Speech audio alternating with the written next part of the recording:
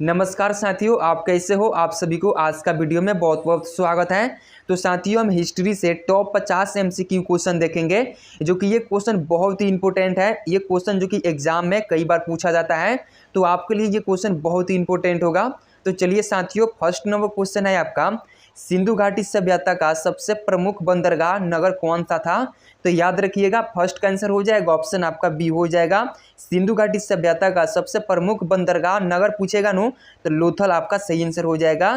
तो याद रखिएगा, फर्स्ट का आंसर हो जाएगा ऑप्शन बी आपका सही आंसर हो जाएगा। 2 नंबर क्वेश्चन है, वेदों में सबसे प्राचीन वेद कौन सा है जिसमें गायत्री मंत्र का उल्लेख है। तो याद रखना है, वेदों में सबसे प्राचीन वेद और जिसमें गायत्री मंत्र का उल्लेख है तो ऋग्वेद हो जाएगा।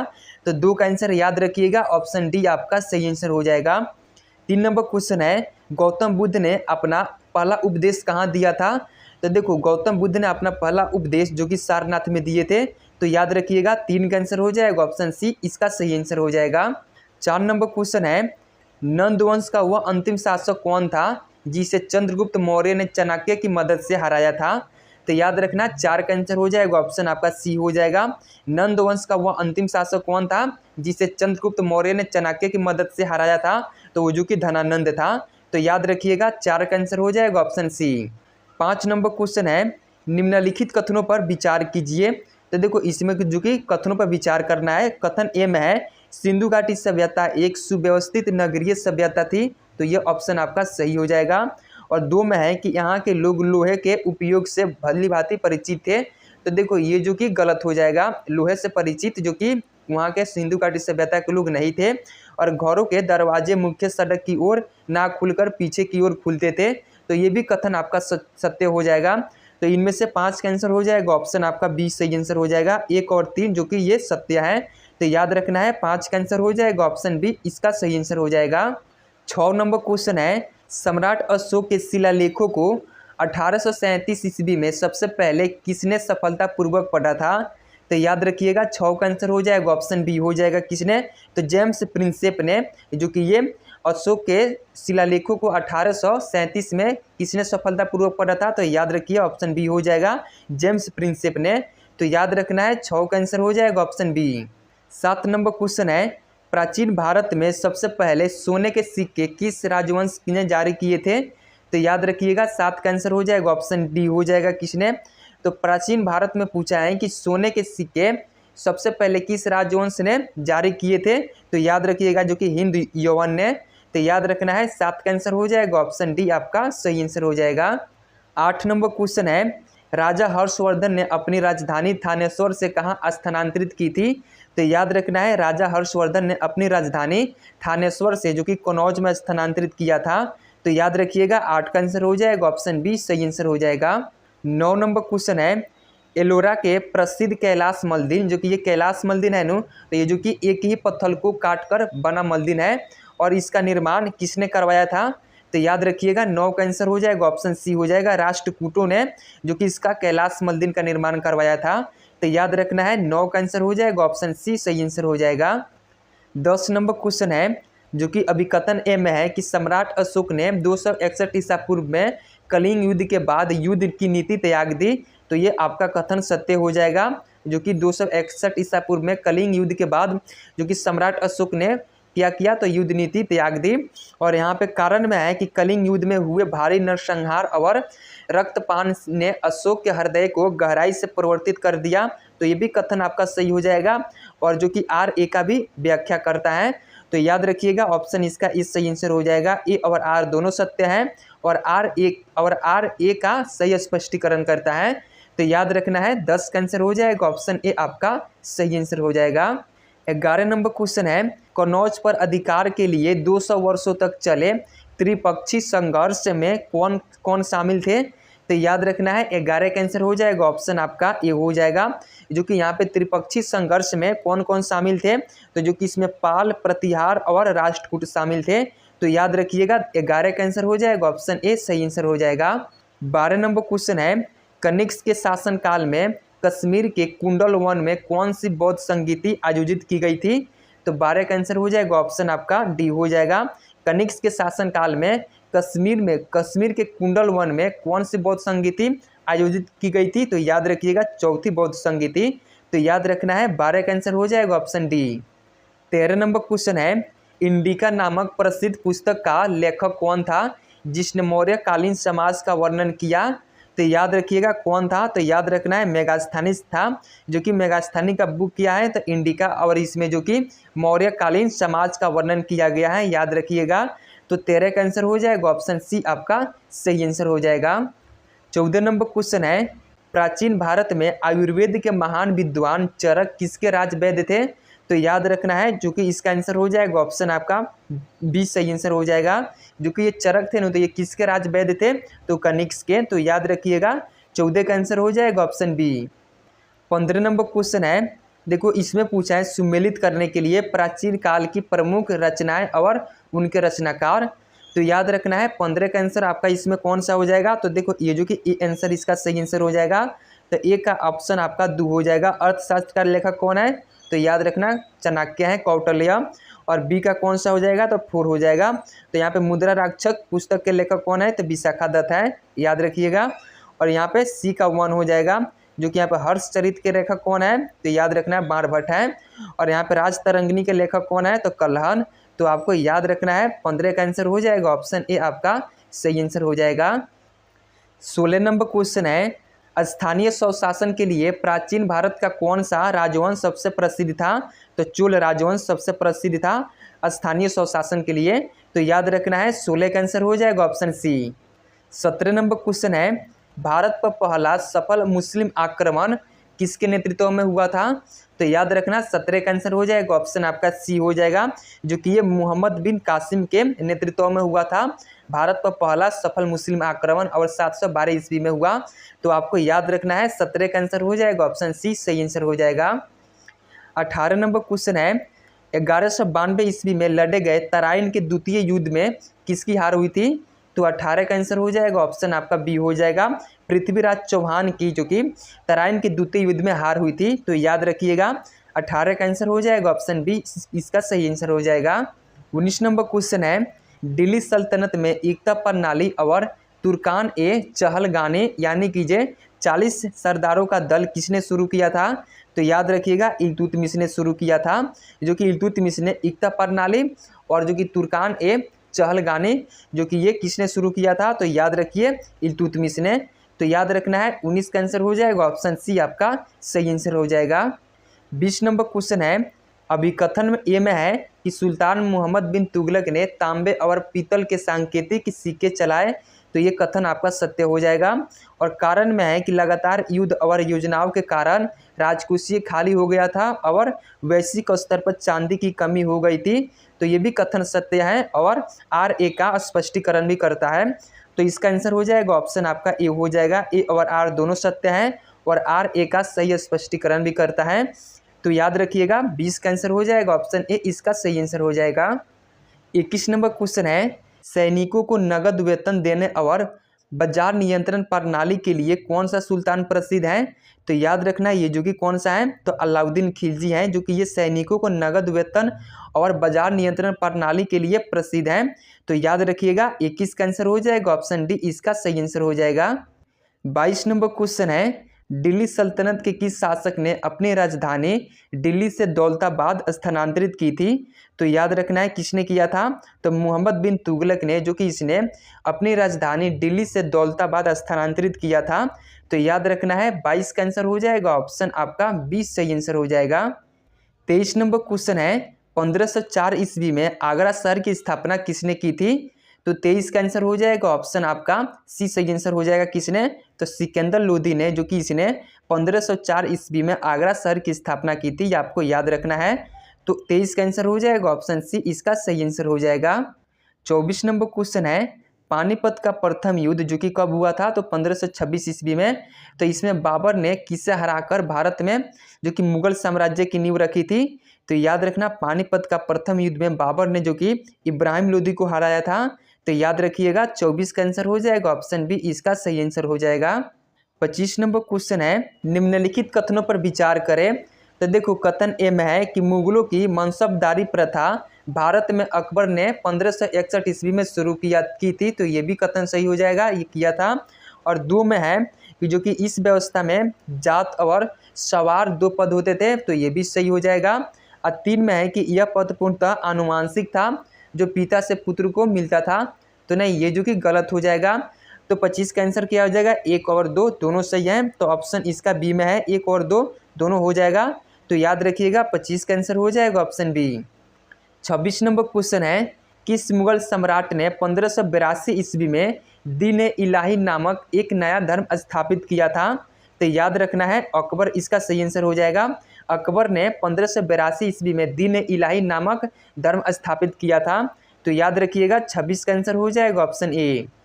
27 नंबर क्वेश्चन है, मुगल वास्तुकला अपने स्वर्ण युग में किसके शासनकाल में पहुंची? तो याद रखना 27 का आंसर हो जाएगा ऑप्शन आपका सी हो जाएगा, किसके? तो शाहजहां के शासनकाल में जो कि मुगल वास्तुकला अपने जो कि स्वर्ण युग, किसके स्वर्ण युग के लिए किसके शासनकाल में पहुंची? तो ये शाहजहां के। तो याद रखिएगा 27 का आंसर हो जाएगा ऑप्शन सी। 28 नंबर क्वेश्चन है, छत्रपति शिवाजी महाराज का राज्याभिषेक 1674 ईस्वी में कहाँ हुआ था? तो याद रखना 28 का आंसर हो जाएगा ऑप्शन डी हो जाएगा। रायगढ़ में हुआ था छत्रपति शिवाजी महाराज का राज्याभिषेक, जो कि कब हुआ था? तो 1674 ईस्वी में, याद रखिएगा। तो 28 का आंसर हो जाएगा ऑप्शन डी। 29 नंबर क्वेश्चन है, 1326 ईस्वी में विजयनगर साम्राज्य की स्थापना हरिहर और बुक्का ने किस नदी के तट पर की थी? तो याद रखना है 29 का आंसर हो जाएगा ऑप्शन आपका डी हो जाएगा। कौन से नदी के? तो तुंगभद्रा नदी के तट पर, जो कि 1326 ईस्वी में विजयनगर साम्राज्य की स्थापना हरिहर और बुक्का 2 भाइयों ने किया था। तो याद रखिएगा 29 का आंसर हो जाएगा ऑप्शन डी आपका सही आंसर हो जाएगा। 30 नंबर क्वेश्चन है, जो कि इसमें सुमेलित करने को पूछा है, मध्यकालीन स्मारक और उनके निर्माता कौन है? तो देखो इसका ए का ऑप्शन आपका दो हो जाएगा। ये जो कि कुतुब मीनार के निर्माता कौन है? तो कुतुबुद्दीन ऐबक, जो कि शुरुआत किया था इसने। और इसका बी का कौन सा हो जाएगा? तो बी का 3 हो जाएगा, जो कि यहाँ बुलंद दरवाजा का निर्माण किसने करवाया था? तो अकबर ने, याद रखिएगा। और सी का कौन सा हो जाएगा, यानी 2.5 दिन का झोंपड़ा का निर्माण किसने करवाया था? तो याद रखना है जो कि इसने कुतुबुद्दीन ऐबक ने करवाया था, ये भी आपको याद रखना है। और यहाँ पे जमा मस्जिद यानी कि दिल्ली में किसने निर्माण करवाया था? तो शाहजहां ने। तो कौन सा आंसर हो जाएगा? तो देखो इसका ऑप्शन ए इसका सही आंसर हो जाएगा। तो याद रखिएगा 30 का आंसर हो जाएगा ऑप्शन ए। 31 नंबर क्वेश्चन है, बीजक किस महान भक्त संत की रचनाओं का प्रसिद्ध संग्रह है? तो याद रखना है जो कि कबीरदास का है। तो याद रखिएगा 31 का आंसर हो जाएगा ऑप्शन बी आपका सही आंसर हो जाएगा। 32 नंबर क्वेश्चन है, प्रसिद्ध हल्दी घाटी का युद्ध महाराणा प्रताप और किस मुगल सेनापति के बीच लड़ा गया था? तो याद रखना है 32 का आंसर हो जाएगा ऑप्शन सी हो जाएगा, जो कि मान सिंह। ये जो कि प्रसिद्ध जो कि हल्दी घाटी का युद्ध है ना, तो ये जो कि 1576 में हुआ था, तो किसके बीच? तो यहाँ पे महाराणा प्रताप सिंह और किस मुगल सेनापति के बीच हुआ था? तो मान सिंह के बीच। तो याद रखना है 32 का आंसर हो जाएगा ऑप्शन सी। 33 नंबर क्वेश्चन है, मध्यकालीन शासक शेरशाह सूरी का प्रसिद्ध मकबरा कहाँ स्थित है? तो याद रखना है 33 का आंसर हो जाएगा ऑप्शन आपका सी हो जाएगा। ये जो कि यहाँ पे शेरशाह सूरी का प्रसिद्ध मकबरा कहाँ पे? तो सासाराम में है। तो याद रखिएगा 33 का आंसर हो जाएगा ऑप्शन सी। 34 नंबर क्वेश्चन है, 1498 ईस्वी में भारत तक पहुँचने वाले नए समुद्री मार्ग की खोज करते हुए वास्को डी गामा कहाँ पहुँचा था? तो देखो इसने जो कि कालीकट पहुँचा था, जो कि केरल में है। तो याद रखिएगा 34 का आंसर हो जाएगा ऑप्शन सी। 35 नंबर क्वेश्चन है, अभिकथन ए में है, महात्मा गांधी ने फरवरी 1922 में अपने चरम पर चल रहे असहयोग आंदोलन को अचानक आपस ले लिया। तो ये भी कथन आपका सत्य हो जाएगा। महात्मा गांधी जी ने जो कि 1922 में असहयोग आंदोलन को आपस ले लिए थे। और कारण में इसमें है कि उत्तर प्रदेश के चौरी चौरा नामक स्थान पर भीड़ ने एक पुलिस थाने में आग लगा दी, और जिसमें 22 पुलिसकर्मी मारे गए और गांधी जी इस हिंसा से बेहद आहत हुए। तो ये भी कथन सही हो जाएगा। और जो कि आर ए का स्पष्टीकरण भी करता है, तो इसका आंसर हो जाएगा ऑप्शन ए आपका सही आंसर हो जाएगा। ए और आर दोनों सत्य हैं, और आर ए का सही स्पष्टीकरण भी करता है। तो इसका सही आंसर हो जाएगा ऑप्शन ए आपका सही आंसर हो जाएगा। 36 नंबर क्वेश्चन है, 23 जून 1757 के प्रसिद्ध प्लासी के युद्ध में बंगाल के नवाब सिराजुद्दौला को किसने हराया था? तो याद रखना है प्लासी के युद्ध में बंगाल के नवाब सिराजुद्दौला को किसने? तो रॉबर्ट क्लाइव ने हराया था। तो याद रखिएगा 36 का आंसर हो जाएगा ऑप्शन सी। 37 नंबर क्वेश्चन है, 1793 ईस्वी में बंगाल, बिहार और उड़ीसा में अस्थाई बंदोबस्त किसने लागू किया था? तो याद रखना 37 का आंसर हो जाएगा ऑप्शन आपका डी सही आंसर हो जाएगा, लॉर्ड कॉर्नवालिस ने, जो कि इसने 1793 ईस्वी में बंगाल, बिहार और उड़ीसा में अस्थाई बंदोबस्त जो कि लागू किया था। तो याद रखना है 37 का आंसर हो जाएगा, ऑप्शन डी सही आंसर हो जाएगा। 38 नंबर क्वेश्चन है 1857 के सिपाही विद्रोह की आधिकारिक शुरुआत जो कि 10 मई को कहाँ से हुई थी? तो देखो ये जो कि 1857 की सिपाही विद्रोह है, तो ये जो कि आधिकारिक शुरुआत 10 मई 1857 को हुई थी, लेकिन कहाँ से हुई थी? तो मेरठ से। तो याद रखना है 38 का आंसर हो जाएगा, ऑप्शन आपका सी सही आंसर हो जाएगा। 39 नंबर क्वेश्चन है 1885 ईस्वी में भारतीय राष्ट्रीय कांग्रेस की स्थापना किसने की थी? तो याद रखना 39 का आंसर हो जाएगा, ऑप्शन बी हो जाएगा किसने? तो यहाँ पे ए.ओ. ह्यूम ने किए थे कांग्रेस की स्थापना। तो याद रखना है 39 का आंसर हो जाएगा, ऑप्शन बी। 40 नंबर क्वेश्चन है निम्नलिखित कथनों पर विचार करें। तो देखो कथन ए में है कि भारत सरकार अधिनियम 1935 के तहत प्रांतों में द्वैध शासन समाप्त कर प्रांतीय स्वायत्तता दी गई। जी ये भी दी गई, ये भी कथन आपका सत्य हो जाएगा। और दो में है कि इस अधिनियम द्वारा केंद्र स्तर पर द्वैध शासन लागू किया गया, ये भी सही हो जाएगा। और यहाँ पे 3 में कथन में है कि इसी अधिनियम के तहत दिल्ली में एक संघीय न्यायालय की स्थापना की गई थी, ये भी सही हो जाएगा। तो देखो कौन सा 1, 2, 3 सही हो जाएगा, तो ऑप्शन आपका डी सही आंसर हो जाएगा। 1, 2, 3 ये सही हो जाएगा। तो याद रखिएगा 40 का आंसर हो जाएगा, ऑप्शन डी। 41 नंबर क्वेश्चन है 1905 में बंगाल विभाजन किस ब्रिटिश वायसराय ने किया था?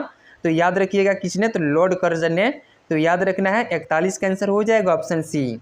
42 नंबर क्वेश्चन है 13 अप्रैल 1919 को हुए जलियांवाला बाग हत्याकांड के विरोध में किसने अपनी नाइटहुड की उपाधि वापस कर दी थी? तो याद रखना 42 का आंसर हो जाएगा, ऑप्शन सी हो जाएगा किसने? तो रविंद्रनाथ टैगोर ने, जो कि जलियांवाला बाग हत्याकांड के विरुद्ध में इन्होंने नाइटहुड की उपाधि त्याग दी थी। तो याद रखिएगा 42 का आंसर हो जाएगा, ऑप्शन सी। 43 नंबर क्वेश्चन है महात्मा गांधी ने असहयोग आंदोलन की शुरुआत किस वर्ष की थी? तो याद रखिएगा 43 का आंसर ऑप्शन बी हो जाएगा। असहयोग आंदोलन की शुरुआत 1920 में हुआ था। तो याद रखिएगा ऑप्शन बी इसका सही आंसर हो जाएगा। 44 नंबर क्वेश्चन है 5 मार्च 1931 को गांधी इरविन समझौता हुआ था, जिसके बाद गांधी जी ने कौन सा आंदोलन स्थगित कर दिया था? तो याद रखिएगा जो कि कौन से आंदोलन? तो सविनय अवज्ञा आंदोलन को स्थगित कर दिए थे गांधी जी। कब किए थे? तो याद रखिएगा जो कि ये इरविन समझौता के बाद किए थे। तो याद रखना है 44 का आंसर हो जाएगा, ऑप्शन बी इसका सही आंसर हो जाएगा। 45 नंबर क्वेश्चन है जो कि इसमें सुमेलित करने को पूछा है। सुमेलित करें आधुनिक भारत की प्रमुख संस्थाएं और उनके संस्थापक। तो देखो ये जो कि ये संस्थाएं हैं, तो इनके संस्थापक कौन है? तो 45 का आंसर आपको याद रखना है कौन सा? तो ये हो जाएगा। तो देखो ए का 3 हो जाएगा। ब्रह्म समाज की स्थापना किसने किए थे? तो यहाँ पे राजा राम मोहन राय ने किए थे, तो याद रखिएगा। और यहाँ पे बी का 4 हो जाएगा। रामकृष्ण मिशन की स्थापना किसने किए थे? तो स्वामी विवेकानंद किए थे। ये क्वेश्चन बहुत बार पूछता है। और सी का कौन सा हो जाएगा? तो सी का ए हो जाएगा, जो कि यहाँ पे फॉरवर्ड ब्लॉक की स्थापना किसने किए थे? तो सुभाष चंद्र बोस ने किए थे। और गद्दर पार्टी की स्थापना 1913 में किसने किया? तो याद रखना है जो कि यहाँ पे लाला हरदयाल ने किए थे। तो याद रखिएगा 45 का आंसर हो जाएगा, ऑप्शन ए इसका सही आंसर हो जाएगा। 46 नंबर क्वेश्चन है 8 अगस्त 1942 को शुरू हुए भारत छोड़ो आंदोलन के दौरान गांधी जी ने कौन से प्रसिद्ध नारा दिया था? तो याद रखिएगा कौन से नारा? तो करो या मरो का नारा दिए थे 1942 में, जो कि भारत छोड़ो आंदोलन में। तो याद रखिएगा 46 का आंसर हो जाएगा, ऑप्शन सी इसका सही आंसर हो जाएगा। 47 नंबर क्वेश्चन है वेदों की ओर लौटो का नारा किसने दिया था? और 1875 में आर्य समाज की स्थापना की थी? तो याद रखिए 47 का आंसर हो जाएगा, ऑप्शन आपका सी हो जाएगा। किसने? तो देखो स्वामी दयानंद सरस्वती ने, जो कि ये वेदों की ओर लौटो का नारा दिए थे, और जो कि उन्होंने 1875 में आर्य समाज की भी स्थापना किए थे। तो आपको याद रखना है 47 का आंसर हो जाएगा, ऑप्शन सी। 48 नंबर क्वेश्चन है स्वराज मेरा जन्मसिद्ध अधिकार है और मैं इसे लेकर रहूँगा, यह नारा किस महान स्वतंत्रता सेनानी का है?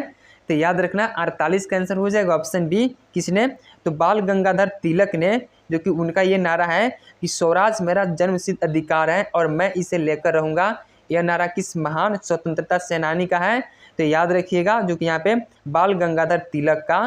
तो याद रखना है ऑप्शन बी इसका सही आंसर हो जाएगा। 49 नंबर क्वेश्चन है, स्वतंत्र भारत के प्रथम और अंतिम भारतीय गवर्नर जनरल कौन थे? तो याद रखना 49 का आंसर ऑप्शन सी हो जाएगा। कौन थे? तो स्वतंत्र भारत के प्रथम और अंतिम गवर्नर जनरल जो कि सी राज्यगोपालाचारी थे। तो 49 का आंसर हो जाएगा ऑप्शन सी। 50 नंबर क्वेश्चन है, संविधान सभा के अस्थायी अध्यक्ष के रूप में 11 दिसंबर 1946 को किसे चुना गया था?